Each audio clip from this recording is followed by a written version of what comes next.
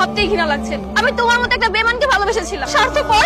আমি শুধু একবার তোমাকে দেখে চলে যেতে চেয়েছি। এখন কেন আসছো? এখন কেন আসছো তুমি? আমার বিয়ে ভাঙতে আসছো তাই না? আমার সুখ নষ্ট করতে আসছো। হ্যাঁ, তুমি এখন এখান থেকে চলে যাও। আমি তোমার মুখ দেখতে চাই না। আচ্ছা, ও কি বলতে চাই শোন না আগে। তুমি যাওয়ার পরে আমার বাবা মারা যায়, আর বাবা মারা যাওয়ার আগে বলে যায় যে আমি যেন আমার ফুফাতো বোনকে বিয়ে করি। বাবার শেষ কথা রাখতে গিয়ে ওই দিন আমি বিয়ে করেছিলে তাই না? ঠিক আছে থাকো, তোমার বউকে নিয়ে তুমি সুখে থাকো। তাহলে আমার বিয়ে ভাঙতে আসছো কেন? তোমার সাথে ব্রেকআপ হওয়ার পর হঠাৎ সেদিন। ভাইয়া রুমে আসবো? তুই কিছু বলবি? হ্যাঁ ভাইয়া, আমার একটা ছেলের সাথে 5 বছর যাবৎ সম্পর্ক। আমি তোমাকে বিয়ে করতে পারবো না। এখন তুমি একটা কিছু করো। ঠিক আছে, তুই যা।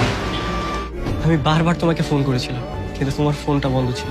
ফোন অফ করবো তো কি করবো? হ্যাঁ, তুমি আমার সাথে কলেজে সব কথা বলেছিলে, এসব শোনার পর কি আমি তোমার জন্য ওয়েট করবো? আমি বিয়ে করবো না।